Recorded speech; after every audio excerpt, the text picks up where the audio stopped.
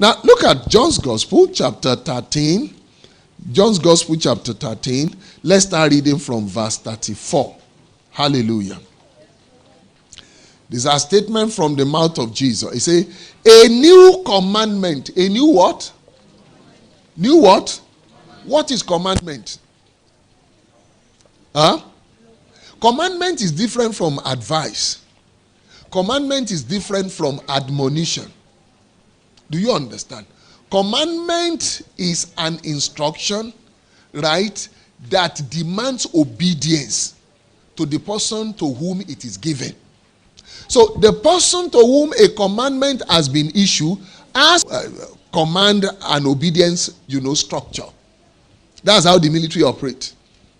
Right? Once they tell you go, the man does not need to shout when he says go. The next thing he wants to hear is yes, sir. Even if going means that you will die. In the military, say come. Right? Nobody wants to hear, I can't come, or I will come when I like. No.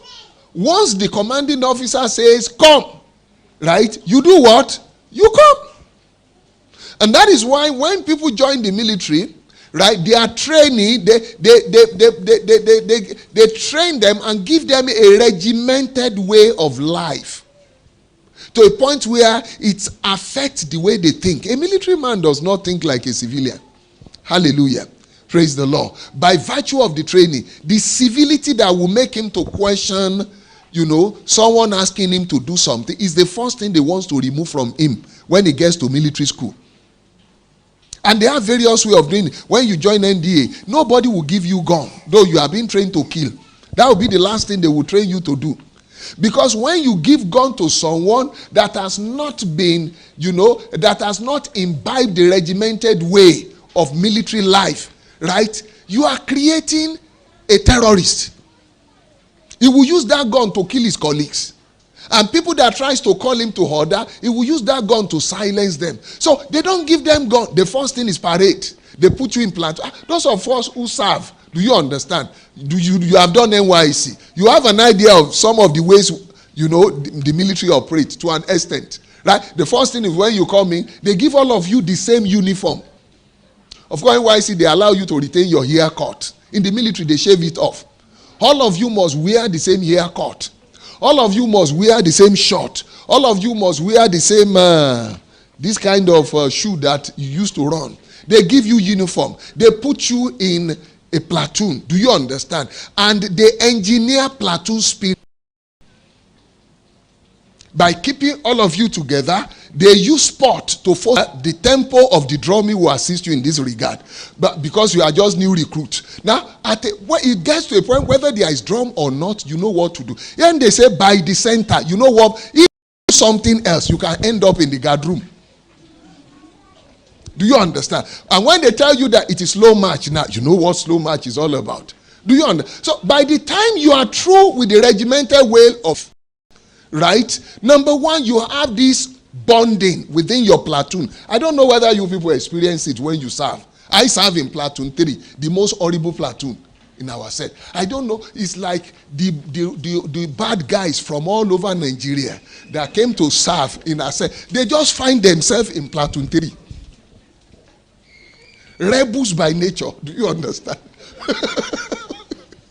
So when we start, but one way or the other, right? I really enjoy these guys. I mean, there are moments of madness here and there.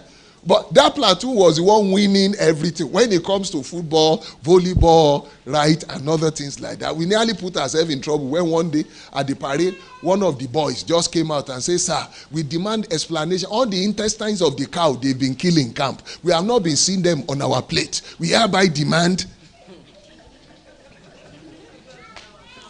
I can't forget that guy. The guy he said, you demand. Okay, Staff Sergeant, take him out. Military life is such, they are not normal human beings. Do you understand? Military is not normal. By the time you are through with the training, right, you are not normal. And they try to do that. They break that civilian mentality in you. When you go to NDA, the first thing is you must not walk alone. Like the motto of Liverpool. If you are going to the toilet, you must get 2 of your colleagues to join you. So whether they want to shit or not, they must follow you. Right? And when they are through, they accompany you. If they dare see you walking alone, it is serious offense. In fact, that might be the end of your training. They send you away. Because the civilian wants to do his own thing alone. He wants to sleep when he likes. He wants to wake up. But in the military, you can't operate like that. And they foster that trust, banding among you, so that when you are going to combat, the normal human being, when you hear bow, bow, bow, bow, bow, bow, bow, bow, bow, you know that's death. Do you understand? The instinct for survivor make you to turn back and you pick race. Do you understand? You run. But in the military, when you hear bow, bow, that instinct will want to, grab you. But your training takes over. You look right, you see your friend. You look right, you see the first thing is you launch attack. Whether you die or not does not care again. Are we together? So they operate by commandment. A commandment is an instruction from the commander to someone that is supposed, whether he likes it or not, he must obey. And violation or refusal to obey will usually attract severe penalty. Are we together? Now, Jesus Christ is telling us here, he said, a new commandment I have given you. That means there used to be a commandment before. That was commandment given to Moses. The Old Testament. And when you look at the Old Testament, the commandments you have in the Old Testament are very interesting.